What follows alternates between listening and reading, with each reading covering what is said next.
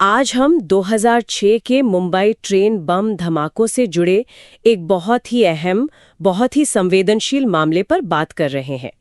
ये केस है महाराष्ट्र राज्य बनाम कमाल अहमद और अन्य। ये वो धमाके थे जिन्होंने मुंबई को, खासकर उसकी लोकल ट्रेनों को दहला दिया था और 187 जानें गई थीं। जी हाँ, बिल्कुल। और ये मामला अभी फिर चर्चा में है क्योंकि हाल ही में 21 जुलाई 2025 को बॉम्बे हाई कोर्ट ने इस पर अपना एक विस्तृत फैसला सुनाया है। ये फैसला असल में निचली अदालत ने जो सजाएं दी थी उन दोषियों के अपीलों पर है और साथ ही कुछ मामलों में जो मौत की सजा दी गई थी उसकी पुष्टि से भी जुड़ा है। तो आज हमारी जो ये चर्चा है वो पूरी तरह से बॉम्बे हाई कोर्ट के इसी फैसले के दस्तावेज पर आधारित होगी। हम ये समझने की कोशिश करेंगे कि अपील में जो मुख्य बातें उठाई गईं, खास तौर पर सबूतों को लेकर, प्रक्रिया को लेकर, उन पर कोर्ट ने क्या कहा। बिल्कुल। और देखिए, जैसा कोर्ट ने भी कहा, न्याय करना सिर्फ केस को खत्म करने से कहीं ज्यादा जरूरी है। अभियुक्तों पर आरोप बहुत गंभीर थे।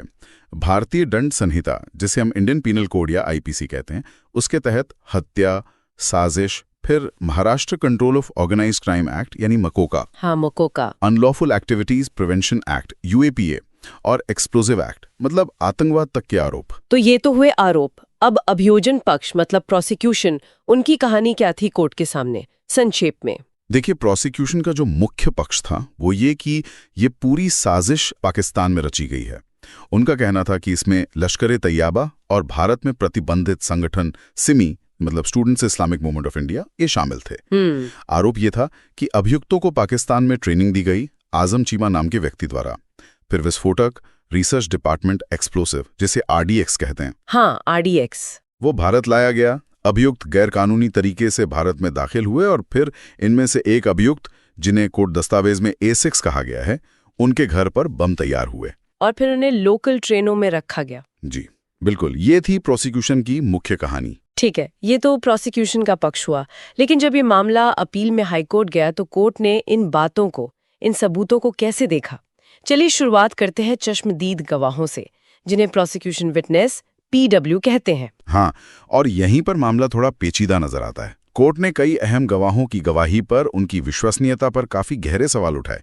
जैसे टैक्सी ड्राइवर्स थे PW63, PW77 या फिर ट्रेन में जो यात्री थे PW57, PW6। अच्छा, क्या वजह बताई कोर्ट ने? कोर्ट ने खास तौर पर नोट किया कि कई बयान घटना के काफी समय बाद लिए गए, मतलब 100 दिन से भी ज्यादा वक्त बीत चुका था। ओह, 100 दिन बाद? जी। और कोर्ट को यह भी लगा कि जिस तरह की परिस्थितियां थीं उसमें गवाहों के लिए अभियुक्तों को ठीक से देख पाना, पहचान पाना शायद मुमकिन ही नहीं था। और बयानों में आपस में विरोधाभास भी थे। और एक गवाह के बारे में स्टॉक विटनेस होने की भी बात थी। हाँ, BW74 के बारे में कोर्ट ने ये संभावना जताई कि वो एक स्टॉक विटनेस हो सकते हैं, मतलब ऐसा व्यक्ति जो पुलिस के लिए शायद पहले भी गवाही दे चुका हो। तो ऐसे में उसकी निष्पक्षता पर सवाल उठना स्वाभाविक है। और शिनाख्त parade, test identification parade, TIP, उसमें भी कोर्ट को प्रक्रियात्मक गड़बड़ियां मिली, काफी गंभीर। जैसे कि परेड एक ऐसे अधिकारी ने कराई, श्री बर्वे, जो इसके लिए अधिकृत ही नहीं थे। अच्छा। और तो और जेल के रजिस्टर में जो समय लिखा था परेड का और परेड मेमो में जो समय था वो मेल नहीं खा रहे थे। ये तो काफी गंभीर प्रक्रियात्मक चूक लगती है। जी।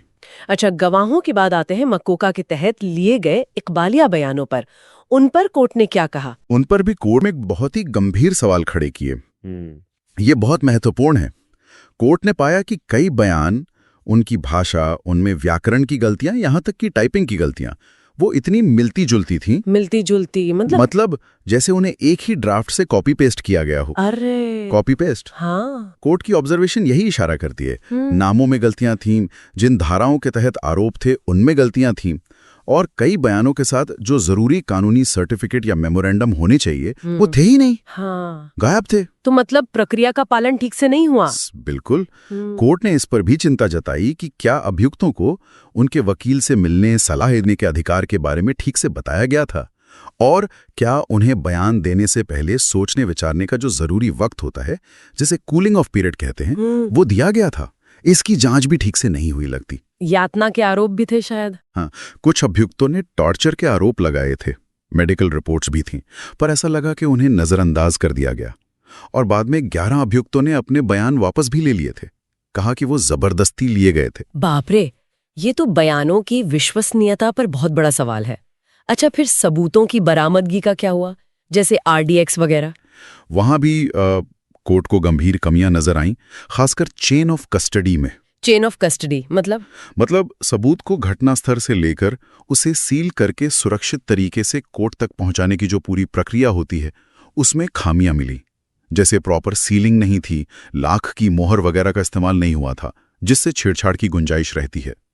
लापरवाही दिखी, और कुछ मामलों में तो बरामदगी में बहुत ज्यादा देर हुई। जैसे एक अभियुक्त हैं A3, उनकी कार से कथित RDX घटना के लगभग 3 महीने बाद बरामद दिखाया गया। 3 महीने बाद कार से? जी, तो कोर्ट ने कहा कि इतनी देर में तो छेड़छाड़ की आशंका बहुत बढ़ जाती है। ये सब सुनकर तो लग रहा है कि जांच में काफी ढिलाई या कमियां रहीं। अब एक और सवाल, मकोका कानून लगाने की जो शुरुआती मंजूरी थी, उस पर कोर्ट का क्या कहना था? उस पर भी कोर्ट ने शक जताया। कोर्ट को ऐसा लगा कि मंजूरी देने वाले जो अधिकारी थे, श्री जायसवाल, उन्होंने शायद मंजूरी देते समय ठीक से एप्लीकेशन ऑफ माइंड नहीं किया, मतलब मामले के सारे तथ्यों पर ठीक से ध्यान नहीं दिया। अच्छा। ऐसा लगा कि शायद वो अधूरी जानकारी पर निर्भर थे। जैसे एक अभियुक्त हैं A13, उनकी चार्जशीट तो मंजूरी मिलने के बाद दायर हुई थी, और वो अधिकारी खुद भी कोर्ट में गवाही देने नहीं आए। और एक बहुत ही महत्वपूर्ण कानूनी नुक्ता भी कोर्ट ने उठाया। वो क्या? देखिए, मकोका लगाने के लिए एक शर्त होती है कि अभियुक्त पर पहले भी संगठित अपराध के तहत ऐसे मामलों में चार्जशीट हुई हो जिनको सजा कम से कम 3 साल हो। इसे निरंतर अवैध गतिविधि कहते हैं। यहां जिन पुराने केसों के आधार पर मकोका लगाया गया वो थे IPC की धारा 153A के, और उसमें अधिकतम सजा ही 3 साल है। मतलब वो मकोका की शर्त ही पूरी नहीं करते। हाँ। कोर्ट के अनुसार वो 3 साल से अधिक की सजा वाली शर्त पूरी नहीं करते, तो ये मकोका लगाने की बुनियाद पर ही एक बड़ा सवाल है। तो अगर हम इन सब बातों को देखें, गवाहों पर शक, एक बालिया बयानों में गड़बड़ी, बरामदगी में खामियां, यहाँ तक कि मकोका लगाने की प्रक्रिया और कानूनी आधार पर सवाल, तो हाईकोर्ट का रुख तो काफी आलोचनात्मक लगता है निचली अदालत और जांच एजेंसी के प्रति। बिल्कुल। देखिए, दंड प्रक्रिया संहिता यानी court of criminal procedure CRPC की धारा 366 है जी। उसके तहत जब हाईकोर्ट मौत की सजा की पुष्टि करता है जी, तो उसकी ये जिम्मेदारी है कि वो सारे सबूतों को बिल्कुल स्वतंत्र रूप से दोबारा परखे, उनका मूल्यांकन करे। ओके। और इन टिप्पणियों से ये साफ लगता है कि हाईकोर्ट जांच एजेंसी और निचली अदालत के निष्कर्षों से सहमत नहीं है। जी। कोर्ट कह रहा है कि बहुत ही कमजोर और संदिग्ध किस्म के सबूतों पर भरोसा किया गया है। ऐसा लग रहा है जैसे सबूतों की जो कड़ियां हैं वो कई जगहों पर या तो बहुत कमजोर हैं या टूटी हुई हैं। और ये स्थिति वाकई हमें एक बहुत बड़े सवाल पर सोचने को मजबूर कर देती है। हाँ, बिल्कुल।